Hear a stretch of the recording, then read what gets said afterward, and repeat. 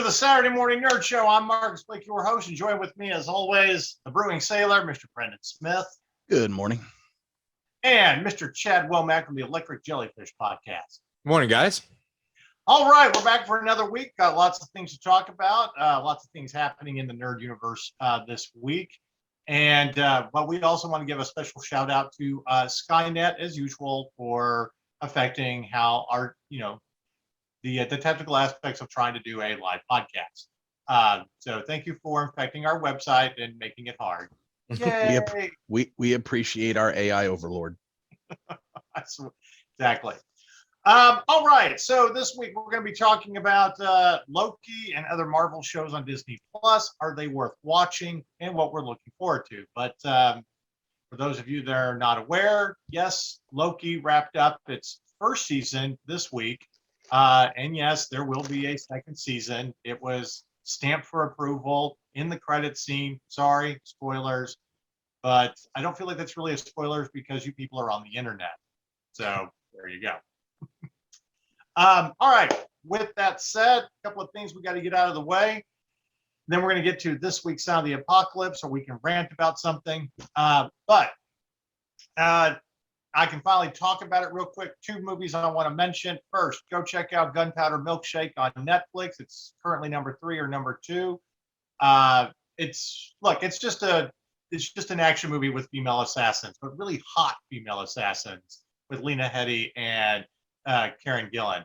And I said something very controversial this week, and Julie Jones is probably going to kill me. But I said that Karen Gillan was just as hot as Charlize Theron, and I stand by that. Ooh, it's a different hot. It's a different hot because all I know is after watching that movie, I so want to see her as Mara Jade in a Disney Plus series. Or maybe as Charlize's nemesis in Atomic Blonde 2. Either, both.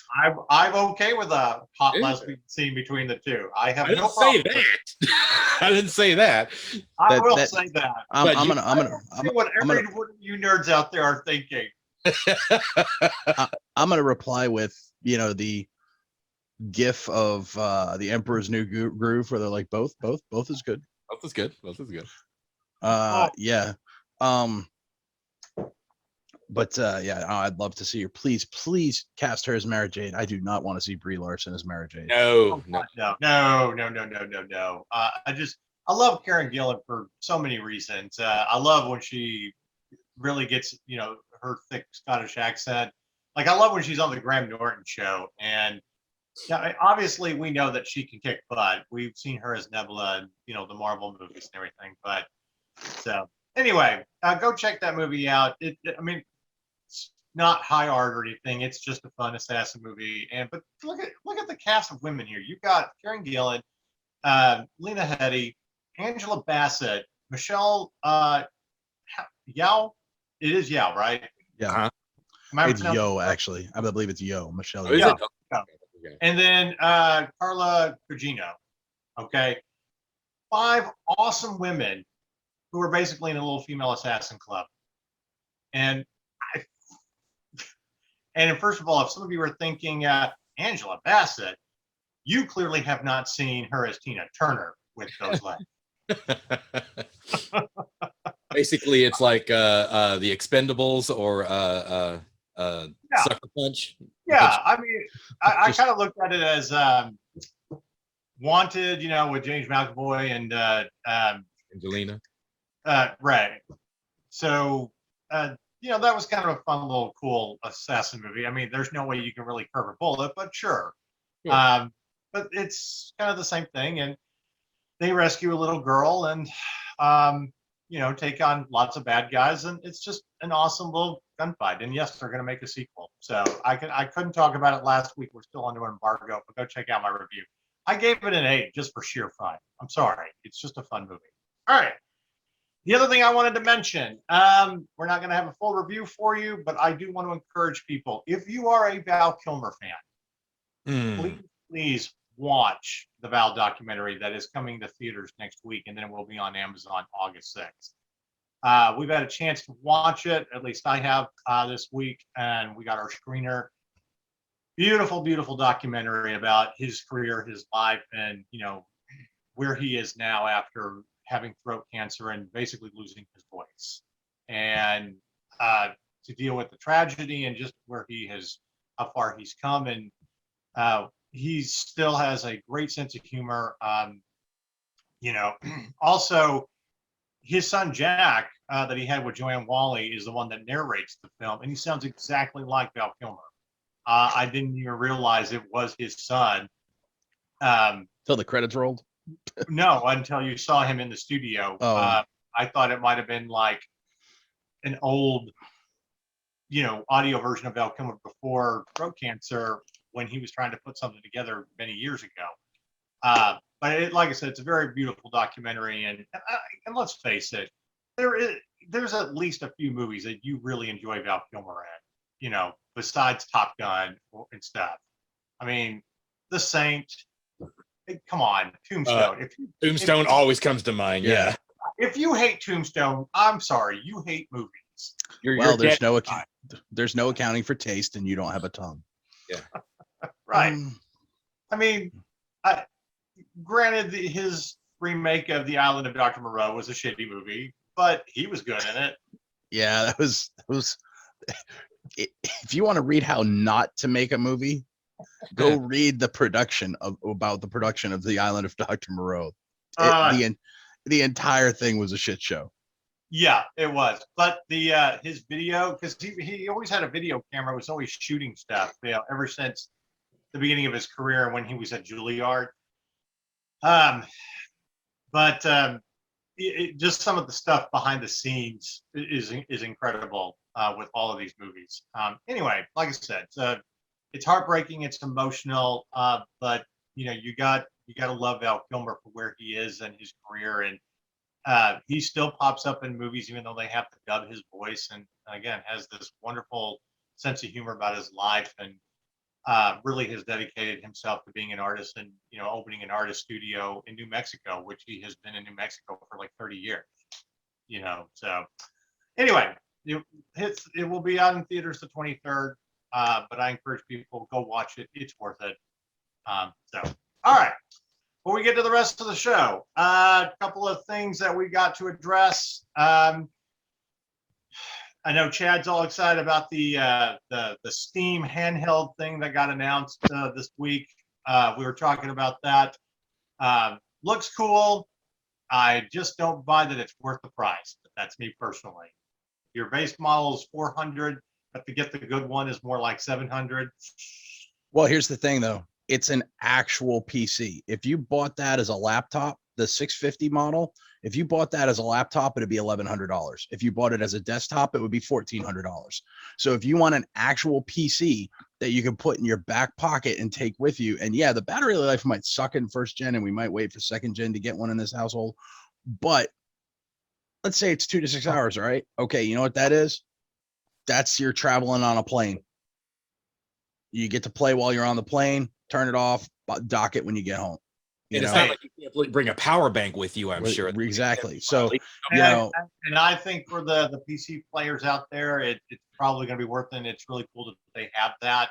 Especially because it links to your Steam account, and you can pause a game on the Steam box and resume it on your PC. I'm not saying that. But as someone who has spent more, the last 20 years with consoles, that's why I'm arguing against it. However, with that said, don't think I'm totally against this or anything. I do think. Go ahead. I think. Hold on. I think this is better than the Nintendo Switch. Yeah. Well, I mean, but it's not even meant to be a console. It is a full-on PC. You can dock it to it's got USB ports, so you can I can attach my keyboard and mouse to it. I could attach a bigger monitor to it, and you can use it as a PC. So, for an entry-level PC that's focused strictly on gaming, it's a really good value for PC gamers. And again, I think for PC gamers, you needed something like this. So to rival all the handheld stuff that has, been out on the market. So I'm surprised it took somebody this long. Like, from what I understood, this is what the Xbox was always intended to be when they were first, well, it's developing the Xbox. was a console that played PC games. But well, there's a lot of technical challenges that it took Steam a long time to overcome. One of them was having controls that wouldn't drift. Drift was a major issue that they worked hard to overcome. Another was getting touch pads that would be mouse, capable of being mouse-like. So that there was a lot of things they had to work in, and it was also about combining stuff from consoles that people really wanted. Like, so not only do you have the two shoulder buttons, but you actually have two buttons underneath for your ring finger and pinky. So there's a lot of functionality there, so you can play a lot of different games that would have more controls that you would normally need a keyboard for. Right. So there's going to be a learning curve to it, but I think once you got it down, I think it's going to be a really sweet. Yeah, I think for folks who are used to playing on PC, like for me, like I've got the consoles and I'm a PC gamer. So for those of us who have played across platforms a lot, it's going to be a much quicker learning curve than for somebody who's strictly a PC gamer or strictly a console gamer. Right. Well, again, I think it's good for PC gamers. I just, compare. We always look at the value of stuff, and that's kind of my first impression of it. Like, okay, that's the price tag is, it's steep. So, but with that said, again, glad that they're doing that. Oh, there we go. Sorry, got stuff in the background going on. All right. Enough of that. I mean, we will definitely check it out once it gets released, and you want us to give a full review on it, we will definitely take a free studio copy and play around with it. Absolutely, we will try that out. All right, this week's On the Apocalypse. It's a little bit of a rant from us about how the difference between being an entertainer on YouTube or having an entertainment website compared to actually being a journalist. For the love of God, can we stop reporting news from Mike Zero on YouTube, who does 10 Star Wars videos a day, as what he says is news? Okay. I'm sorry. We're calling you out, Mike Zero. You're a guy that gets on the internet, records a video, and just says shit about Star Wars with no facts whatsoever. Okay. And the reason this is coming about is, yet again, 5 different websites ran off with something that some video he said about Daisy Ridley playing Rey again in a Disney Plus series and continuing her life after the rise of Skywalker and forming a new Jedi Order, and more about that Jedi Order. Well, that's all fine and dandy, but again, where are your sources? Are you just making up shit and recording a video? Because if that's all you're doing, guess what? Anybody can do that. We can say stuff. We can make up true shit all day long. Right. Like Prince and Tupac had lunch together last week, and Bigfoot looks like Chewbacca. And that's where they got the idea for Chewbacca for Star Wars. Or they're rebooting the original trilogy. Anybody can. My sources tell me that Biggie Smalls was also at that lunch with Prince and Tupac. It happened in Fiji. They had a lovely seafood salad. There you go. There you go. See, you're welcome, Chad. Either. It's my mission, and it's my mission on this show to make Chad break down in laughter at least once per show. And you have always succeeded. Right. But see, here's the problem. I don't know what's worse in this scenario. The fact that Mike Zero exists and just makes Star Wars videos and just says shit and gets lots of followers, okay, on YouTube, versus these so-called news sites like comicbook.com that run with it. Yeah, who's the more foolish, the fool or the fool that follows him? So and here's what really pisses me off about it. Like, his shit isn't even believable, because he'll say stuff like, Kathleen Kennedy's going to be fired and she's going to be tarred and feathered on the way out the door. That's not how Hollywood works, dude. She is way too connected. If she gets fired, it's not going to be phrased that way. It's going to be, we are parting ways. We thank Miss Kennedy for her tremendous efforts and contributions over the last 8 years. They are going to shower her with effusive praise. They are going to give her a ridiculous severance package, and they are going to make her sign an ironclad NDA so that she doesn't get on to write a tell-all book later. Right. Because she is way too connected and way too powerful in Hollywood to piss her off. Mhm. Right. That's how big CEOs are let go. They are let go with effusive praise, because if it comes out and they do tar and feather her, first of all, that's just going to bite them in the ass, because she's going to go write that tell-all novel. And second of all, because it makes you look incompetent for having hired her in the first place. Yes. And the last thing that stock people who invest, the major investors, like, is incompetence among the board of directors. That tends to have a severely negative effect on the stock price. And what's the main job of the board of directors? To make that price go up. So Exactly. that is never going to happen. The best you can hope for, if you're a Kathleen Kennedy hater, is to see a press release in October that says she is wonderful, she's amazing, her shit doesn't stink, it smells like roses, but she's moving on to new projects, and we thank her for everything, and goodbye. Right. Future endeavors. I- Best of luck on your But here's future. the thing.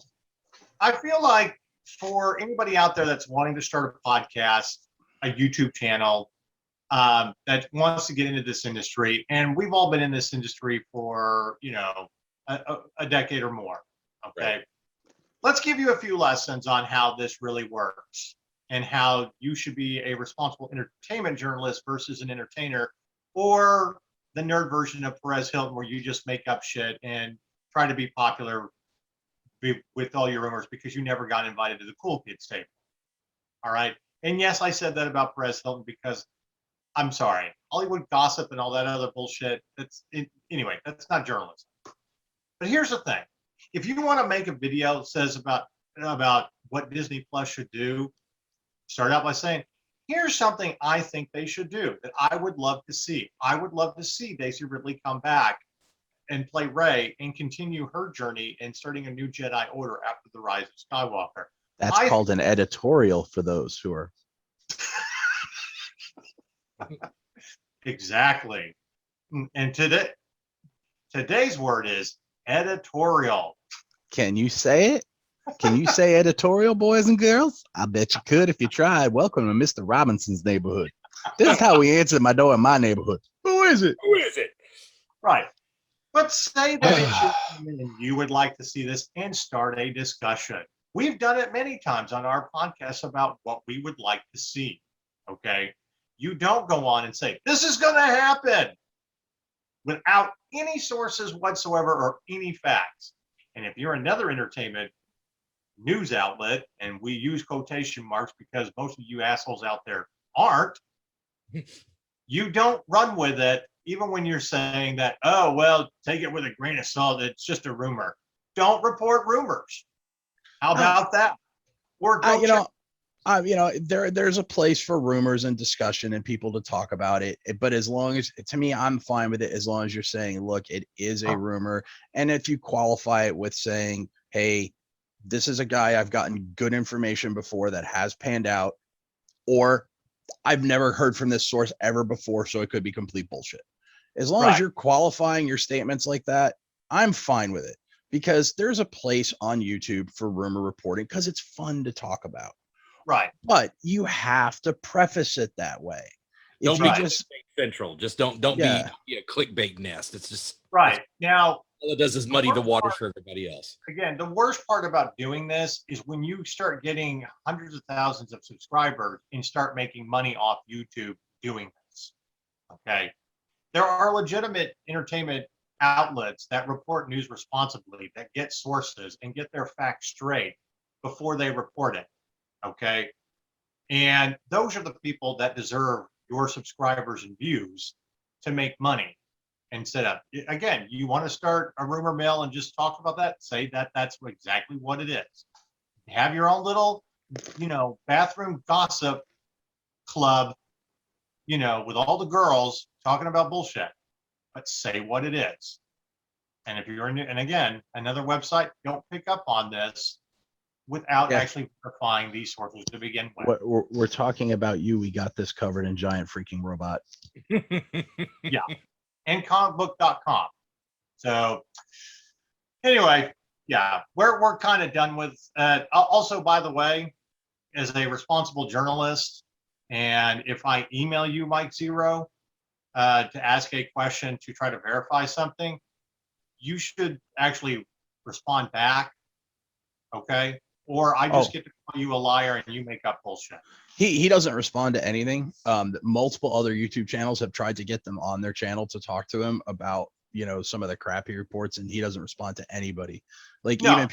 even people who have hundreds of thousands of subscribers, he just doesn't respond to anyone. Yeah. So I'm going to throw this out there. When it comes to baseless facts and just making up shit on the internet, you're basically the King On version of the nerd universe. That's what you are. Mm-hmm. And I said it. And I stand by it. I am Marcus Blake, editor and producer of That Nerd Show, and I stand by that comment. I am absolutely dumbfounded at what I'm just watching. The brilliance and stupidity of this all in the same time is incredible. I'm watching a clip on YouTube of a guy who burnt his pizza. So he put it upside down on the cutting board and is using a sander to take the burnt crust off. Yeah. I saw that yesterday. The brilliance and stupidity of that, of all in the same time. Which, by the way, is still more entertainment, accurate, and somewhat logical than Mike Zero video. Mike Zero.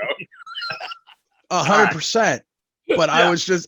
If you're watching and you wonder why my mouth was suddenly just wide open, I was like, I just watched an asshole Santa pizza. That seems about par for the course. All right. We're done enough ragging about that and trying to teach some of you out there actually how to be a proper journalist and get facts and verify facts and get sources. We're going to move on and we're going to talk about Disney Plus in the Marvel Universe and are these shows worth watching? All right. I'm going to start out by saying this. I am glad that Disney Plus is doing all of these shows. I don't really care if they're great, they're that entertaining, as good as the movies. But I'm glad that we have Disney Plus for $8 a month that is producing content like this for nerds to give us stuff in between movies. I think that's the brilliance of it. And I think there are so many stories that you can tell that will connect to the movies, kind of like what the original plan was with, Agents of S.H.I.E.L.D. on ABC, which is also owned by Disney. But so that's awesome. I still want to be able to watch all the episodes at once and not one a week, but that's me personally. And, I'm glad you're doing that for Star Wars as well. So let's dive into this. Now, Chad, I know you're going to be doing more wrap up about Loki and stuff like that on your podcast later today. Yes. But we're going to give you free warning right now. If you don't want spoilers about Loki or any of the other shows, stop watching us right now. Okay. Loki. Raise your hand if you're a little bit confused because you're dealing with time travel. No, because I saw exactly where all this was going from the beginning. I knew it was going to be Kang at the end. They're like, everybody's like, oh my God, it was such a twist. I'm like, no. I'm joking around because I'm thinking of some Star Trek jokes as, I still kind of go back and watch Star Trek when we're dealing with time travel. And of course, how we basically used it to stop Thanos in Endgame. Spoiler there if you haven't seen the movie. But if you're watching our show and you haven't seen the movie yet, what the fuck is wrong with you? What the hell's wrong with you? But if you're new to the nerd universe, welcome. And we apologize for the spoilers. Yeah. But for our longtime viewers, like, huh? Anyway. Yeah, if you don't already know that. No, I get what you're saying, Brendan. I wasn't entirely confused. I just kind of find it hilarious that to keep this going, we've made up a story about time variance and different timelines and manipulating time. And I'm waiting for the Doctor Strange joke somewhere. I liked Loki. I really did. Mostly because I like Tom Hiddleston as Loki. It's been rumored that he might be the next James Bond, and I think that's absolutely terrible. But I like him as Loki, and his character has been fine. So I definitely enjoyed the show, but it also kind of left me with, I feel like there's a lot missing here. And then, finally, there's going to be a season 2. So, Chad, I'm going to start with you. What did you think of Loki? As a whole, out of the 3 Disney Plus series that we've gotten from the MCU, it was probably the most entertaining and the most intriguing. But like when you compare the finales of the 3 series that we've gotten so far, it wasn't nearly as satisfying as Falcon and the Winter Soldier. It was more like WandaVision. I'm like, it felt like we were building to something that was really, really huge. And for all intents and purposes, storytelling wise, it was, but I think the level of expectation was so high that no matter what they did, I don't think it was going to please everybody. Well, that, and because the payoff for it isn't in the show, the payoff for it's going to come in, Doctor Strange and the Multiverse of Madness. Right. We've been saying on Spoilers of the Multiverse that Marvel and Disney and the MCU are masters of playing the long game. Right. Yeah, they're playing chess when everybody else is playing checkers. I will say the penultimate episode was much better than the finale. That I will definitely agree with. Yeah. And by the way, Richard A. Grant, who played classic Loki, aka Darwin Mayflower from Hudson Hawk, just because I had to throw a Hudson Hawk reference in there. He was fantastic as classic Revelation.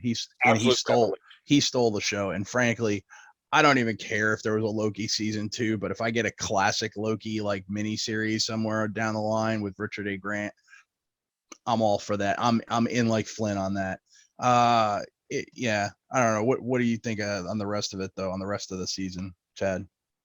I've loved it. I mean, just it was building and building and building and building. And yes, I think they peaked with the penultimate episode. Just there was just too much conversation and a little too much, I guess, maybe exposition that it just kind of dragged everything down to where there's this huge reveal coming. We know there's this huge reveal coming at the end of episode 5. And when we got to episode 6, I'm like, it was just them talking to a guy that I think was high. I really do think that this variant of Kang was smoking something. I don't know. It just, his conversation was just all over the fucking map. And I'm just like, all this, all these set pieces were leading to just this really kind of long, boring conversation of, if you do this, this is going to happen. Of course, what the fuck is the guy going to say whenever he knows his neck is on the line? But right. Yeah, I don't know. It just I felt like we put on a condom and we never fucked. Well, here's, I've got just a freaking in my mind's eye of Robin Williams talking about trying to get a condom on and live on Broadway going, there you are like a midget in a diving suit. Don't think we're going in today, Bill. Anyway, but so go ahead. Oh, okay. Well, look, I don't disagree with Chad at all. I mean, the pendulum episode definitely was a lot better. And I mean, it's kind of cool for Loki to show up at the end and nobody know who he is and everything, although it was, kind of predictable. But I didn't need 20 minutes of this guy ranting about time and why they do what they do and blah, blah, blah, blah, blah, blah. And I'm like, it's the same stupid speech we give every bad guy or villain about them trying to justify why they do shit. Okay? He's monologuing. He's just like Syndrome did in The Incredibles. He was monologuing his ass off, and you're just like, right. You know what? You get. I'm sorry. You get 2 minutes to tell me that. Other than that, let's get to the point. All right. No, Mr. Bond, here's why Kang will always be a disappointing villain. I have never liked Kang, and when I realized that Kang some months ago was going to be the Phase 4 big bad, I took a collective meh. Yeah. Because when you get down to it, Kang's big thing, right, is there's a million of them, right? Because there's so many variants of him, and no matter how many times you put one down, another one pops back up. But when you get down to it, Kang is just a guy. Yeah. He's the Wizard of Oz. Mm-hmm. No matter how much gadgetry he has or how much technology, he's just a guy. And when you stick a knife in his heart, he dies. And it's just, and to me, I mean, and first of all, I look, I understand that there is a multiverse out there, or we theorize that there is a multiverse and that there are multiple dimensions. And for every choice, there's, a new dimension branches off. And I understand that theory, or at least as much as a layman with my intellect can. But here's the thing. you only resort to that in storytelling when you're out of ideas because you've written yourself into a corner. Right. Ladies and gentlemen, the MCU. Yeah. Yeah. And this is basically just their way of, they could basically, Now they can write whatever the hell they want, Yeah, and nothing that came before mattered. And Yeah. that's why it just going forward, it doesn't matter because maybe it happened in one universe and maybe it didn't in another verse and blah, blah, blah, blah. So By the way, they can thank you, retcon Marvel. anything. It's an You've instant. now become DC. Ooh. that Hey. and the other thing I thought the actress who played Sylvie did a wonderful job, but I the problem I had with the whole series is I just, Loki, who's like this awesome villain and who, had some hilarious lines and some great, and everything he did was calculating and plotting. All of a sudden, he's either getting slapped around by the TVA, he's getting dragged around by Sylvie, he's constantly behind everybody, he's constantly trying to catch up. This guy was always 4 steps ahead, and now he's 5 steps behind.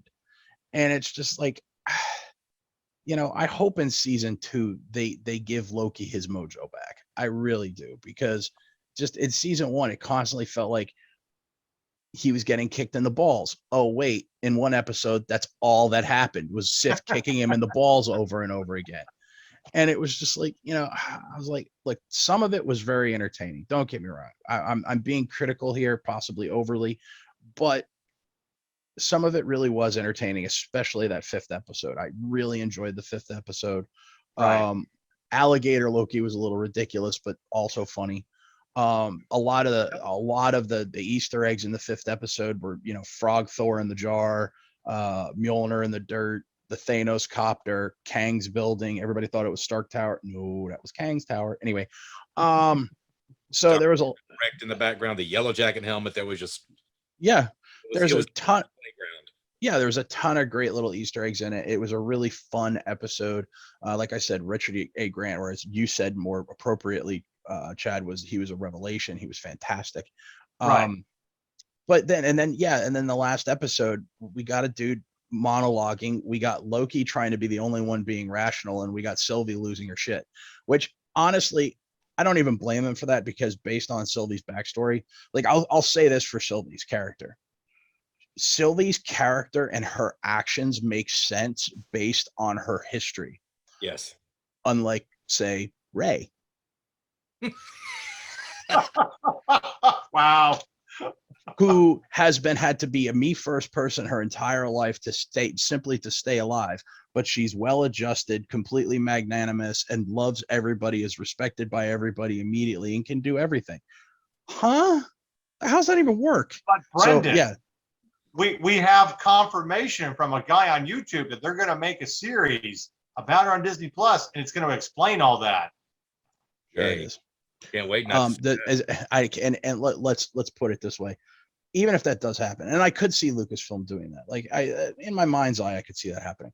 But if that happens, they're just going to create more plot holes, like when they tried to explain the Sith fleet on Exegol by having Vader go to Exegol between Empire and Jedi, and he sees the entire fleet, he sees the cloning process, he knows what the Emperor is up to, and now you're telling me that when he dies on the Death Star, he doesn't go, "Hey kid, by the way, Emperor's not dead. Go to Exegol." Hey, don't necessarily disagree. But it's just so back to Loki. I just to steer it back, because I went off on a tangent, because I tend to do that, and I apologize. So I really liked that Sylvie's actions were actually informed by her past and her life. So that makes a lot of sense. Kang, you're right. Whoever said he was high, the dude was like rocking some old school mescaline. He was on another planet, even though he was sitting in the room with them. He would eat an apple. He would do shrooms. Yeah. If I had to give the whole series a grade, it'd probably be a 6. Just above average. My thing about Loki is it just feels very, very unfinished, and now we know why. Because you want a season 2 and you don't want to give us 12 episodes or 10 episodes. Okay, fine. It's almost like The Walking Dead, where we'll give you the first half of the season, then we'll wait 3 months and give you the second half. but at least we know that's going to happen. I honestly felt like we were going to get 6 episodes, that was going to explain this one part and set up something. And granted, you are setting up a story for the next Doctor Strange movie, yes. But it just, this is the problem with cliffhangers.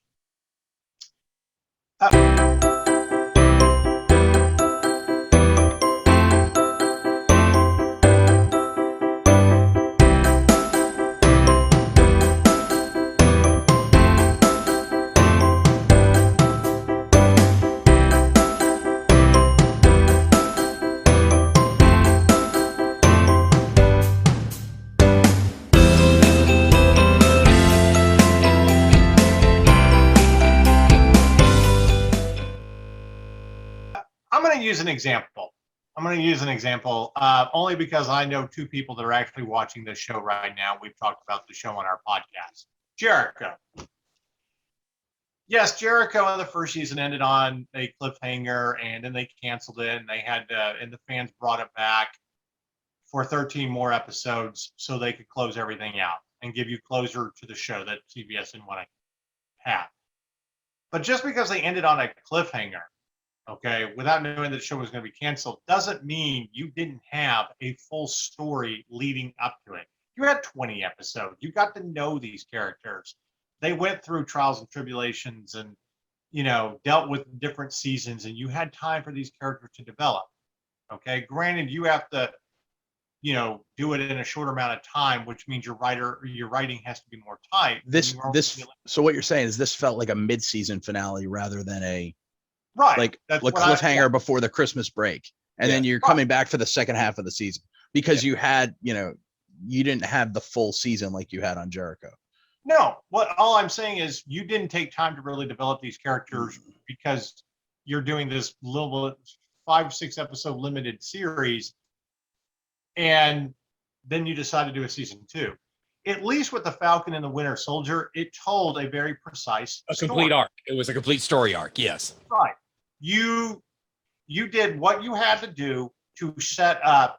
Basically, you gave an origin story to Sam taking over Captain America, okay, after Endgame to get us to the next phase of movies. And you did it in the exact same amount of episodes. You were able to pull it off in 6.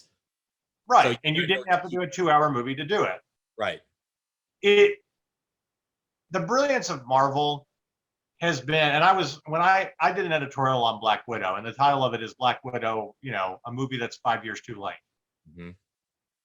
Because that's how I truly feel about it. I enjoyed it, but this is a movie that we should have had 5 years ago that really would have connected to Captain America Civil War and established her origin story, because the only connection that we really have to the Infinity War movies is the post-credit scene at the end of that movie. Okay. Also setting up who will take over the Black Widow role now that Natasha's dead. I wanted more of this. I wanted more of this. I wanted more of these 2. Show me Budapest. Show me Budapest, damn it. Right. Like they said that one line and they've never explained. That was like 10 years ago now. Yeah. Yeah. And all I'm saying is you can take 6 episodes and tell a story and have a proper story arc, and you did that. But you're trying to stretch out Loki's story, to connect with other things. That's fine, but let me know that, or have it come out later and give me everything.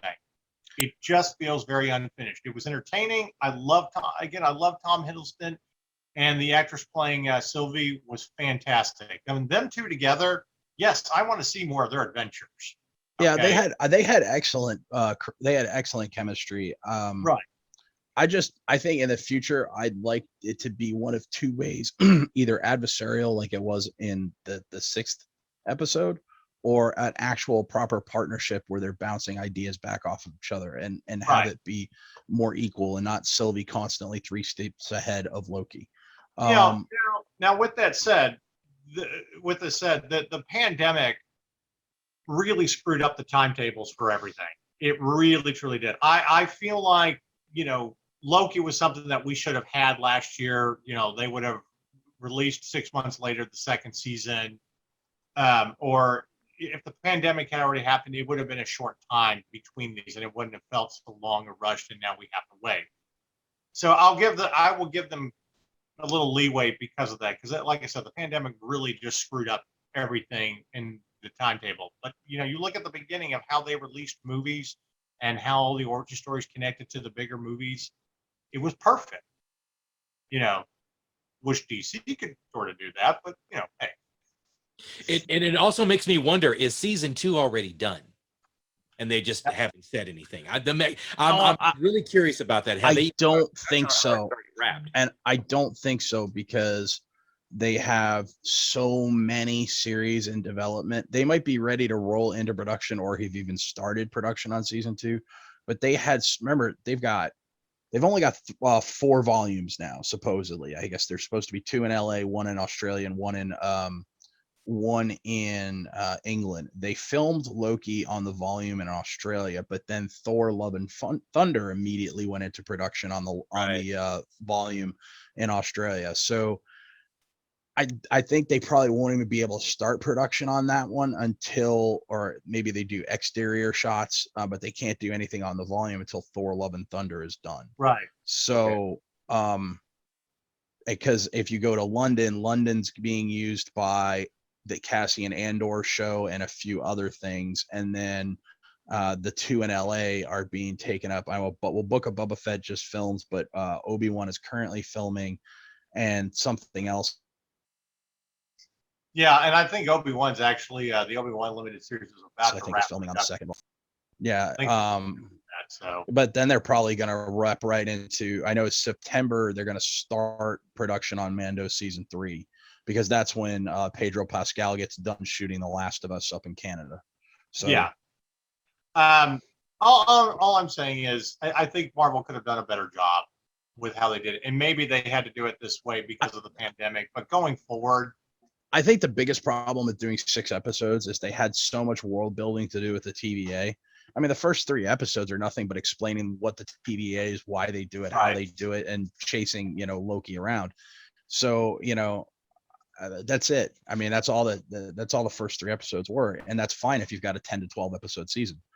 But when you have a 6 episode season, it's like, okay, now you've got to do the rest of the story in 3 episodes, and that's difficult. Because you're left with nothing. You're left with more questions than answers. Yeah.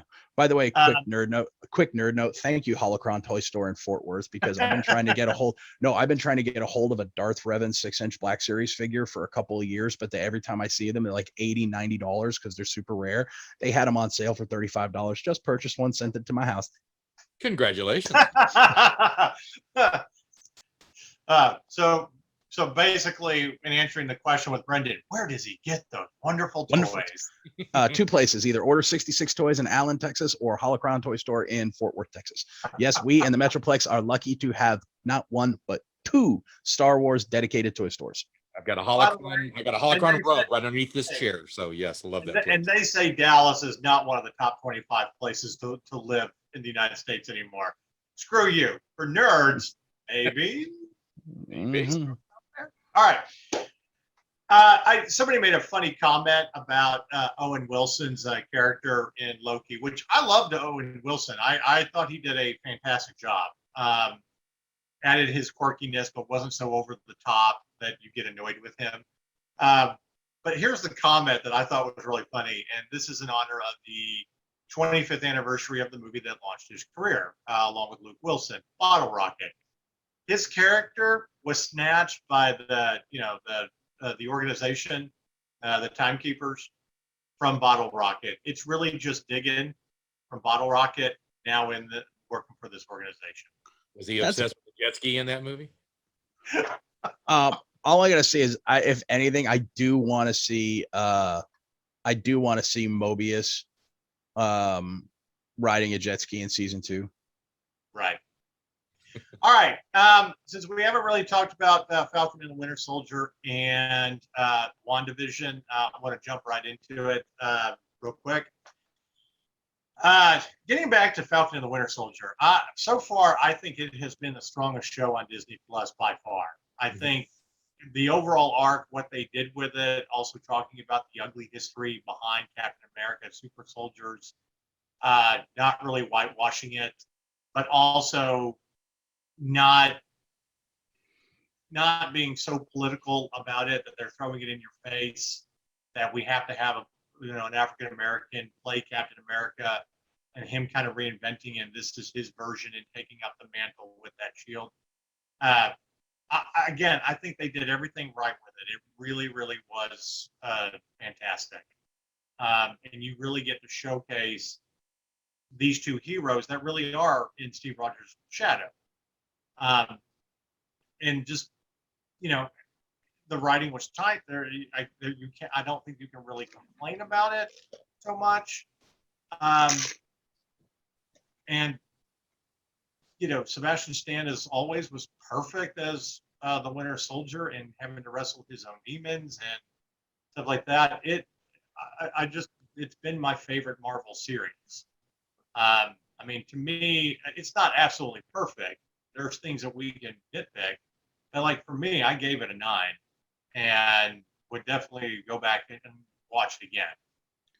Brendan, how do you feel about Falcon and the Winter Soldier? If Cap had saw how annoyingly bitchy Falcon was going to be about him giving him the shield, he'd have smacked him with the shield. Just pick up the damn shield. Like, why isn't he picking up the shield? Plot device, because we need the rest of the plot to unfold. It's so that was, that was kind of annoying to me. Like, stop wallowing in your own shit. You're supposed to be a superhero. You're supposed to wallow in your shit before you become a superhero, and then that leads you to becoming a superhero. You were already a superhero. So it's like we're doing a second origin story for a character that already had an origin story. It's like, don't you know how this works? Yeah. So that was kind of annoying. Also, I liked Bucky's storyline a hell of a lot more than I liked Sam's, except for Sam's family. I did like Sam's family. That was a good touch. I think his sister, if they had written it, another way, I think his sister should have been the one to smack him on the head for Cap and say, would you pick up the damn shield and do what you're supposed to do? And then get out of here because you're annoying me. Like a big sister would. So that'd have been one thing. But then I'm sorry, they somehow made one of the most forgettable villains in all of the MCU movies the most enjoyable character on the show. Baron, like Daniel Bruhl, good on you, brother, because you were the main reason I tuned in every week. Yeah.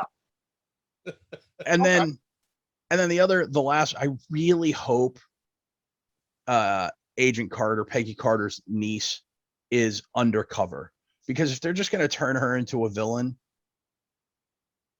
that's what checking out. I'm kind of dreading that. You know what? Here's my thing. I'm not rushing to judgment on that. I get it, what they're trying to do, but I'm really, from a storytelling standpoint, I'm not solely buying that she is just a villain. I think she's some kind of double agent. That's my theory. Well, if I turn out to be wrong, then yes, I'll criticize them for, what the fuck are you doing? Because here we go again about talking about past informing decisions. She idolized her aunt. She grew up in S.H.I.E.L.D. Yeah, she got betrayed like everybody else, but that happens. And you either stay, a person is going to stay true to their principles. If their principles were to look out for themselves from the get-go, then yes, I could see I could see her if she was like Crossbones, who was a S.H.I.E.L.D. guy and then turned out he was a Hydra guy. Well, of course, because that he's always, even like in your short interactions with him, at the beginning of was it the Winter Soldier, you just felt like the guy was a douche. Like you okay, he's working for S.H.I.E.L.D., but you kind of feel like this guy's probably a dick. Oh, look, he really is a dick. So with her, I just don't see that 180-degree turn from like idolizing her aunt. Like her aunt, if she turns, how do you reconcile the fact that she idolized her aunt for her entire life, and now her aunt would be ashamed of her if she could see her actions? Yeah, she'd be turning. So, but that's my point. That's why I don't buy that she's a complete villain. And I hope you're right. I really hope that too. Like I hope she's like undercover, like she's setting some other bigger bad up for a fall, like she's working for Fury and nobody knows it. Like Right. that's my hope. Will it come to fruition? Who knows? We'll see. But if I had to give that show a rating, it probably would have been a 7 out of 10. No, I just think it's better. Chad, you real quick, what did you think of it? I got to go at least one full grade higher than that.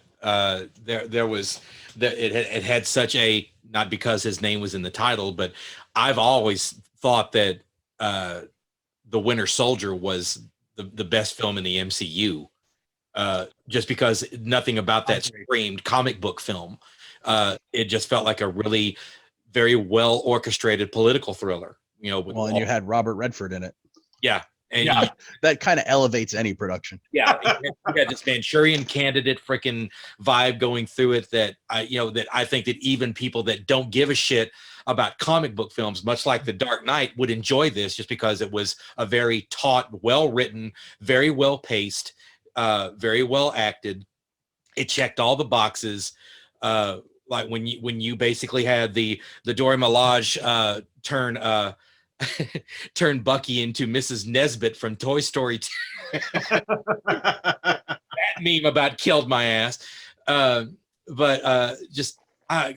it's just there was a level of satisfaction that you got every time, and you got it sometimes, multiple times in every episode. You're just like, holy shit, they went there, they took it there. And I'm sorry if you didn't well up a little bit, or get a little man cry pain right here when Isaiah got his bronze sculpture. You probably need to return your soul to Walmart and get one that fucking works, because that got me. That got me hard. And I'm glad you brought up the Dora Milaje, because there was this theme in there that America can't be the world's police, but apparently Wakanda can be. Yeah. Do a better job of it, there were so many goosebump moments in that thing, and I think the three of us being vets, I think it hit us in a certain way that maybe it didn't hit everybody else. It's funny that you talk about Winter Soldier as being the best movie of all the Marvel movies. I agree with you. It's actually my favorite. And speaking of Robert Redford, he actually did an interview about why he did a superhero movie. He was curious about that kind of filmmaking and wanted to try it out. And I'm sure part of the money he made from Disney went to go fund independent films at Sundance, like he always does. Yeah. But he also said that he felt like that was the best script out of all the ones that he read because of the political narrative. And it also kind of gave him a chance to be a villain, but a sympathetic villain, which is always what he, looked for. Mm-hmm. So this movie is 10 years old now, and it popped up on Hulu. I'm a huge Robert Redford fan. I don't think he makes bad films. Yes, I'll even watch The Way You Were, because I think the writing is good. I won't listen to the music and blah blah blah blah blah. But anyway, he did a movie that he directed. I think it's the last one he directed, called The Company You Keep. And the whole premise of the story is he's actually in hiding in part of the Weathermen Underground, who was accused of murder, like during the early 70s. It's got Susan Sarandon in it and Richard Jenkins. And unfortunately, it does have Shia LaBeouf in it. But he wasn't completely crazy, and he wasn't so bad that he could bring down the movie. Because again, it's done by Robert Redford, so it doesn't matter how bad that is, it's still going to be good. But the premise of it is him trying to clear his name after one of these people who come out of hiding give themselves up and try to tell what really happened. And from a political thriller standpoint, and then also having like kind of a social message, which he generally does, it was a very well put together movie. And I encourage people, like, go watch that on Hulu. I mean, it's free. It's worth your time, if nothing else, for the great cast of actors. Not Shia LaBeouf, but everybody else who makes that movie good. And again, it's Shia LaBeouf. Yeah, he's not really that bad. Oh, that video of him though, just like the people doing the acapella song about Shia LaBeouf chasing you down, and him just getting up at the end and clapping. That is outstanding. I love that. So, I want to jump on WandaVision real quick. I like the series. I will probably never watch it again. I'm not. They're not even really my favorite characters in the MCU, but I thought it was well done for what it is to tell her story. But I mean, the first 2 episodes, it just took too long for anything to happen. I actually see. I'm on the other. I like the beginning of the series much better than the end of the series because the beginning was quirky and different, and then you get to the end, and they're like, they'll never know what you sacrificed for them. What she sacrificed? She held an entire town against their will for months. It made him into a sitcom. She made him into meat puppets. Are you freaking kidding me? She turned him into slaves. They were Stepford wives. Like she committed like horrible criminal acts, and they're like, you'll never know. They'll never know what you sacrificed. Get the fuck out! Did you write that seriously? Look, you're dealing with a super mutant that's going through an emotional state and acted a little crazy, and this is what you do. Hey, go the Superman route and go to the Fortress of Solitude so you don't fuck up half the planet. Wait, so what you're saying is instead of holding the town hostage, you need to fight your evil self and put them in a trash compactor and then come out as Clark Kent? Yes. I am bringing up Superman 3. Better than what she did. Damn. Look, I thought it was kind of, I like the show for being quirky and for what it is. All I'm saying is I'll never go back and watch it again. If I do, it will be for Catherine Hahn. She made that show. She was funny as a sitcom, nosy wife. And, I also love the fact that local actor Justin Hillard, which if you're in the entertainment industry in Dallas, you pretty much know his parents and have known him over the years. And, he is getting a lot of big credits. Will also be at his first convention at Frightmare in September. So, also, I hated what they did with Quicksilver. Sorry, go ahead. I'm not disagreeing with you on it, but I can't give this anything more than like a 6. It was a good one-timer. Great. You did something kind of cool, and I don't need any more. Yeah, it was just what they did with Quicksilver. It just pulled the rug out from under fans because they thought, oh my God, they're finally starting to bring the X-Men into MCU, right? Because now they own the X-Men, and they're like, This is the first foray, right? This is our first little nugget, right? And they literally turned it into a dick joke. Yeah.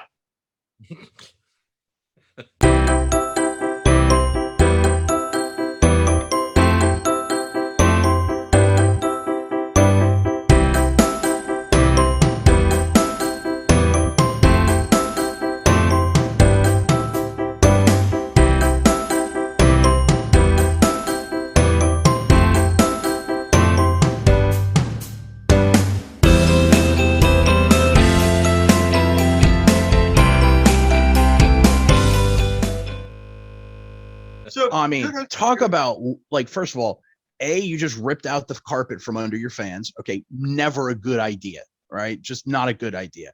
Second, you went for the lowest of lowball comedy on there. Right. Like, those 2 writing decisions pissed me off. You gave us a good little filler series through the summer until we got to other stuff. That's the way I look at it. But again, I will never watch it again. If I'm going back and watching all the Marvel movies, I have no need to watch this.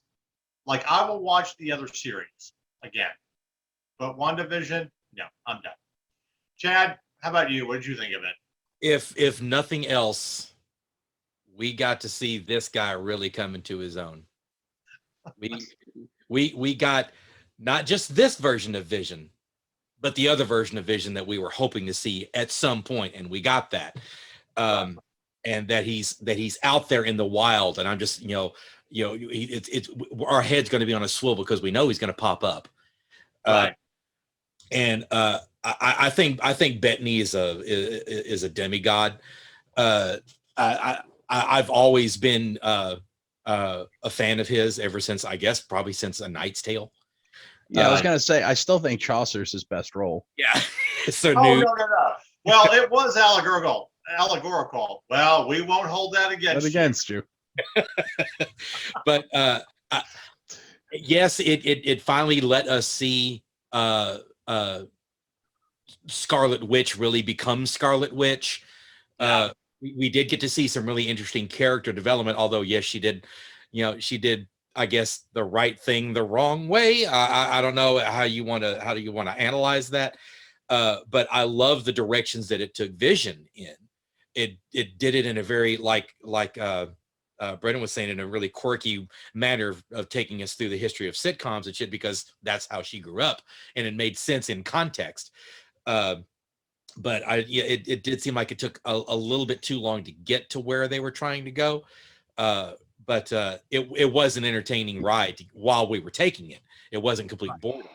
But yeah, I guess out of the three, it was probably my least favorite. It's the Return of the Jedi of the trilogy for me. Whereas Falcon and the Winter Soldier is pretty much Empire. And they to me, they twice kind of pulled the rug out from the fans, because for 2 years leading up to this, Kevin Feige talked about how this was going to tie directly into Doctor Strange, and we all expected a Doctor Strange cameo. And then he literally came out afterwards and said, well, we took it out because we didn't want the white man to mansplain magic to the woman. And I'm like, why? It would have made sense. Yeah. Because, hey, guess what? He's not just mansplaining, because where did he get all his knowledge from? Oh yeah, a woman called the Ancient. But they were already pissed off about that, because they whitewashed it, that character. I'm like, well, stop worrying about whitewashing crap, and whatever. If people don't like it, fuck it. They don't have to watch it. It makes sense story-wise. He's the sorcerer supreme. If you're gonna want to know about magic, might want to ask him. You might want to ask the big guy. Right. So, it's just like, so that's another one where they kind of set the fans up to get me to watch the show and then yank the rig out from under me. So it was just like, I was going to watch anyway. You didn't have to tell me that Doctor Strange was going to be in it and then cut him out. Yeah. I mean, right.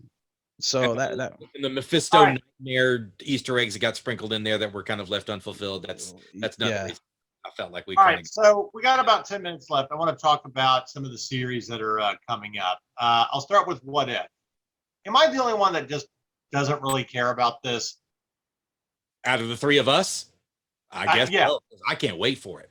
I'm dying for it. I guess I'm the middle of the road, because I'm gonna watch it, but I'm like, well, it's What If, so it'll be kind of cool, but it doesn't really matter.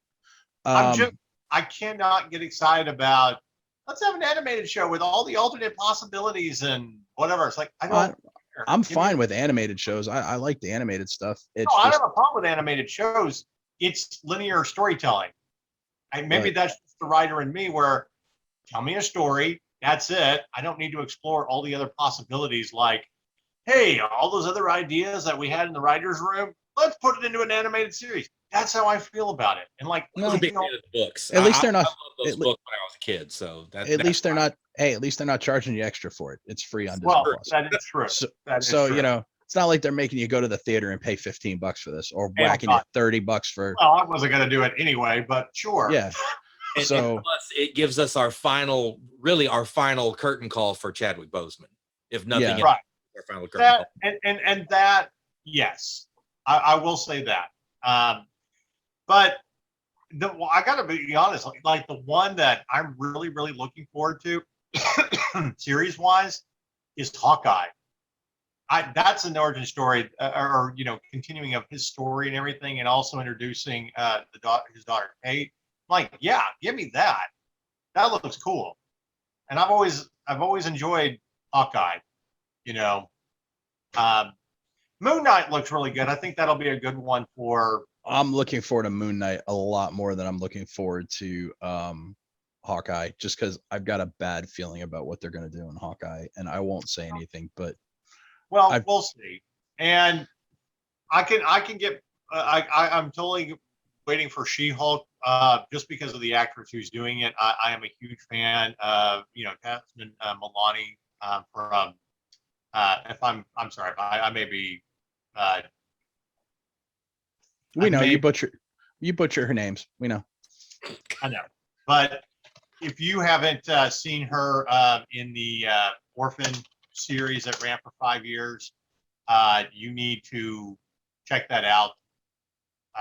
Or I'm sorry, Orphan Black. That's the one I'm thinking of. I'm thinking of another movie that somewhere else. I need more coffee. I apologize. That's why I got my venti iced coffee before I started the show. Right, but the actress I'm thinking of is Tatiana Maslany, and Barry Mason. Yeah. That's where I really know her. Fantastic actress. Yeah. And very, very underrated. So for her to take on She-Hulk, yes, I'm looking forward to it from that standpoint alone. And again, go watch Orphan Black. 5 series. She plays multiple versions of like herself or the other clones. It's one of those most underrated like sci-fi or BBC shows that no one really talks about.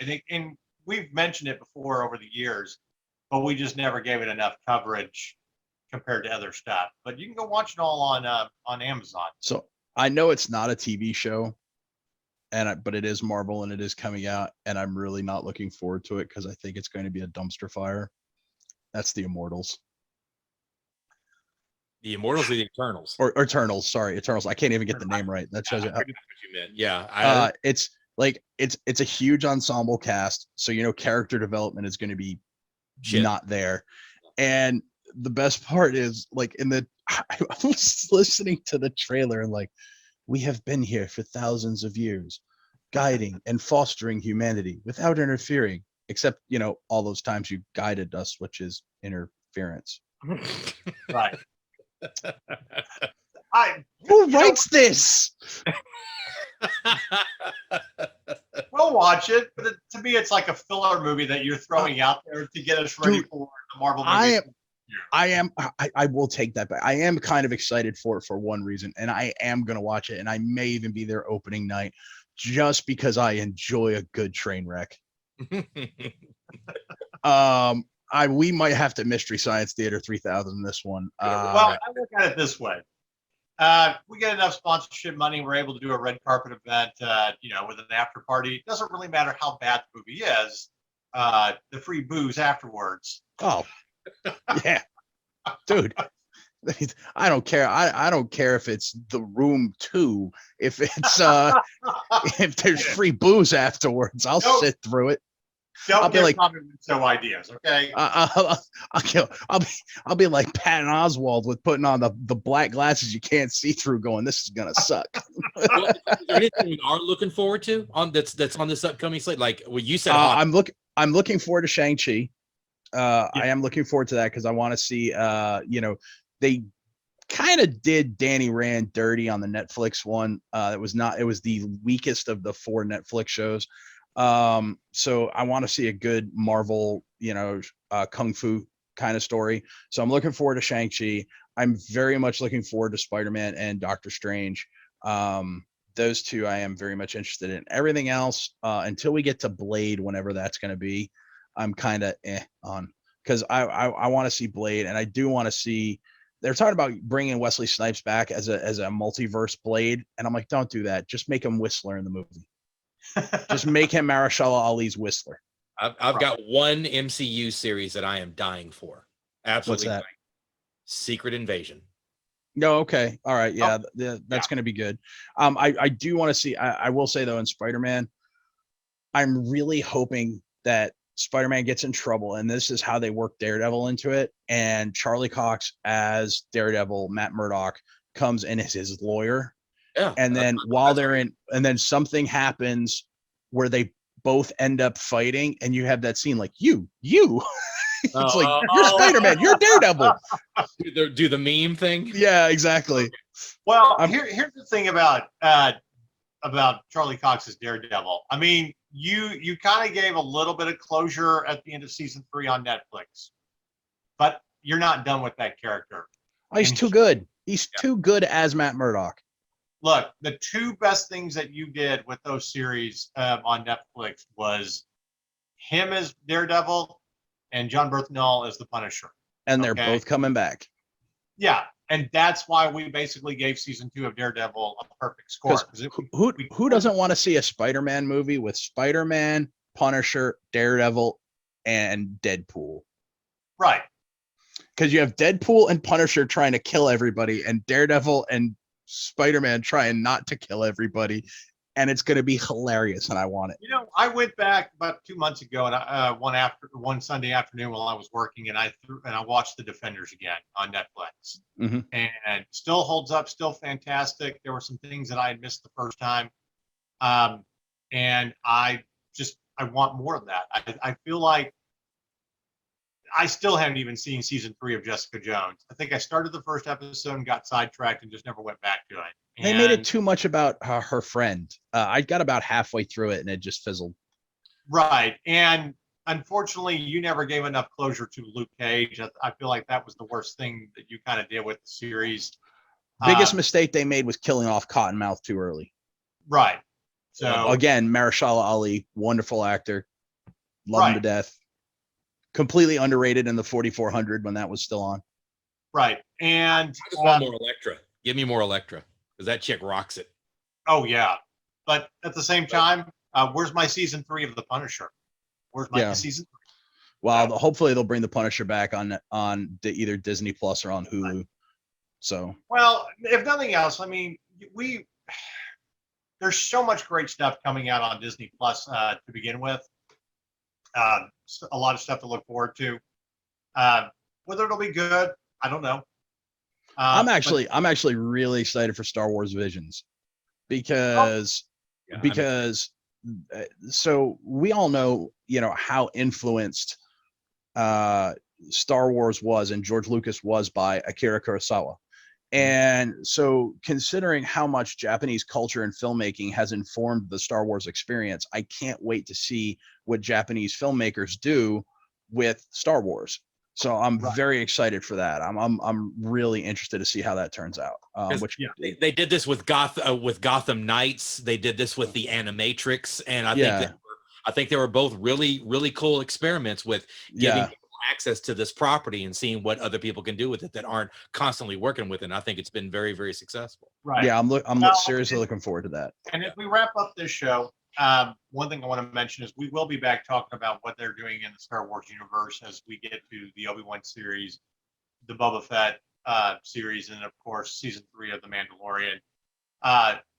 If there's at least one thing that we can truly take away with Disney Plus, it is a must-have streaming service. There's just so much on there for the money.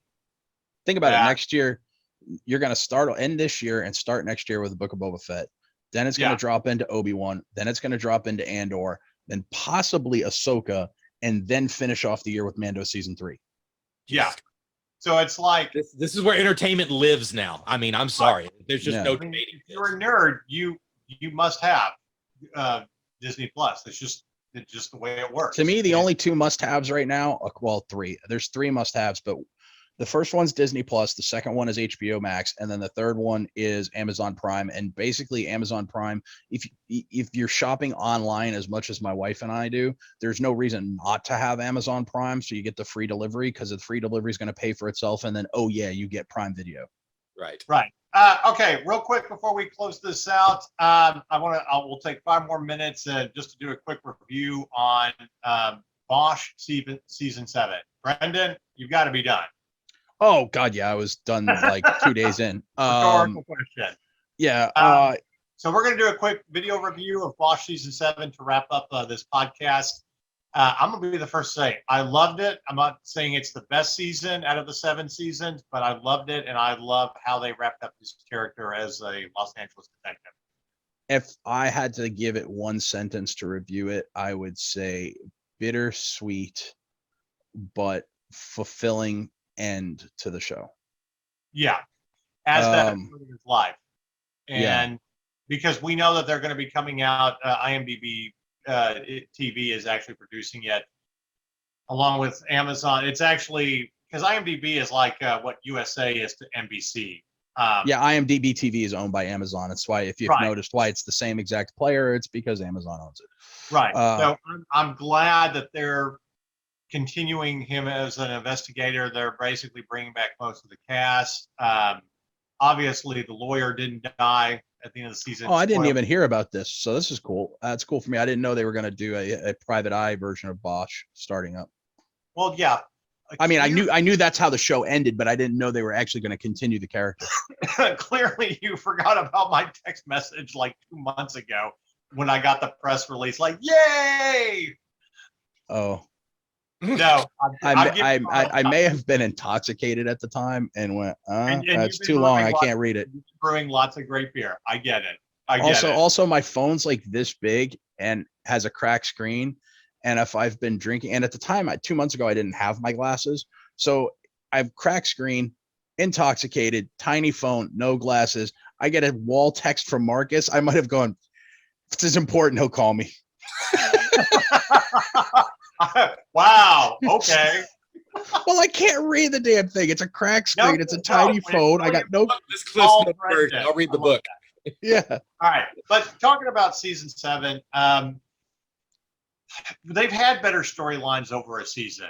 But I think you really got to showcase how this character has developed, and especially with his own moral code and how he sticks to it. Also, you have seen how his daughter has changed, and from little kid to young woman. Right, trying to figure out what she wants to do and all that. And a little bit of a spoiler: she applied to police department, and it's just there's so much. Which that's going to be interesting to see going forward, because she said she wanted to help him with his new endeavor. But does that mean she's going to work as work in his private eye office, or does that mean she's going to go forward with LAPD and just help him? I mean, is she basically turning into Veronica Mars, but or is she going to be his mole in the department, so to speak? Right, which absolutely would be cool. And but I like the fact that he will go after kind of cold cases, and you're setting that up per se. Yeah, the case is the LAPD forgot. Right. One thing that I really loved about season 7 is you've gotten to know all of these characters. Really have enjoyed these characters and their stories. But the female lieutenant, who is basically now the captain, forget the character's name, who had very worthy and deserving of it. But her, whether you call it revenge or getting justice on these dickheads that can't handle the fact that she's a woman in charge, that she's a lesbian, all the harassment, and then come to find out that it's her superiors that are trying to set her up, and how she gets them all. Well, and the best part about that is that captain has been incompetent since day one. Right. It's not just that he was it's not just that he was a bad person to her. It's that he's an incompetent cop who should have never been promoted to that point anyway. Right. Here's the point I'm trying to make. For all the politics involved with bad police officers, police department sticking with their own, all of that, I think you've basically sent a very clear message that we don't have to put up with incompetent police officers, people that do it wrong. We should get bad police officers out of police departments and focus on the positive things that police officers do and why they're necessary. And I think that's, at the end of the day, what anybody would really want anyway, instead of all of this nonsense. Like, there's got to be a point where unions step back and be like, all right, I know we got to protect our cops, but at the same time, right, like, you went too far, we got to cut you loose. Right. I mean, but dismantling police departments because of a few bad cops, that's the other extreme. Right. We need to focus, and granted, it's Hollywood and storytelling, but at the same time, great stories should inspire us to do the right thing. So I praise shows like Bosch and also Blue Bloods for talking about the fact that we can protect our own from outside forces that don't understand what we do, but at the same time, we get rid of bad cops that need to be fired. We take care of that problem. And do a better job on psyche valves, making sure the wrong people don't get into positions of power. Yeah, like if you collect Nazi memorabilia, Detective Mark Foreman in the OJ trial. Maybe you shouldn't be a police officer anymore. Maybe you should have never been one in the first place. Right. Yeah. So, but no, they did a great job with Bosch. I've recommended the show to a lot of people over the years. It took me about 3 years after Brendan kept recommending it to me that I finally got into it, and I just went crazy with it. And he was absolutely right. It's been one of the best shows out there. It's also why Amazon tends to have the best dramatic, scripted shows that are out there. Other And than also, like, and let me give you another recommendation. If you like Bosch, and this is not just to Marcus or Chad, but anybody watching, on Amazon, they have a British show called Line of Duty, which is all about an anti-corruption unit in London. And that is, I think, 6 seasons deep now. I think And that one's actually only through BritBox, maybe, or maybe in conjunction with Amazon. But absolutely. Yeah, Yes. it's like the BritBox channel's like $2 a month, so I think Aaron gets it. But yeah, it's either BritBox or Acorn, I forget which, but it's one of the two. Right. And the last season had Kelly McDonald on it, and Yeah. That's a great great show. It might be another 2 years before we see another season of it, but I really hope we do, because there's so much left to be explored. Yeah, consider it like a BBC version of Bosch. So here's how I personally rate the last season. I give it an 8. It's not the best. It's not perfect, but like you said, it's a great bittersweet ending to that series and to the continuation of his character as a private investigator. That's my grade. What's your grade on it? I think for once you and I are on lockstep on this one, I'm going to give it an A as well. Yeah. I could have been better, but as finales go, it was a very strong finale compared to things we've seen recently. So Yeah. I think an 8 for an overall. I think there were episodes within the season that were 9s and 10s, but I think as an overall grade, I think 8 is very fair. Well, I mean, the entire series alone is an easy 9. Not every Yeah. season. Yeah, if you all 7 seasons together, yeah, I think it's not a perfect 10, but it's easily a 9. It's excellent television. Yeah. Also, as I was talking with my cousin Andrew this past week, if you've ever tried to read some of the books, nothing against Michael Connelly for developing a good character, but the books can be quite boring compared to actually having a really good series and the perfect actor, Yeah. to be Harry Bosch. Oh yeah. Cheers to Titus Welliver, because his performance was the proverbial tour de force. Yeah, absolutely. So that's our quick review on season 7 of Bosch that we haven't gotten to the last couple of weeks. We'll throw it up on YouTube. And as I said, if you haven't gotten into it yet, you need to start. You can binge watch. If you're in a show hole, we just threw you a ladder. 70 great episodes that will keep you entertained. So. Mm-hmm. All right, everybody, we're going to be out of here for this week. We will be back next week. Stay nerdy. And for those of you that are participating in the Ultimate Game League and Game Night Wednesdays at Craft and Growler, we will be back on July 28th. And Brendan's got some new beers on tap, and should come check those out. So, like I said, we'll be back. All right, it's time to say goodbye. Bye, everybody. Take care, guys.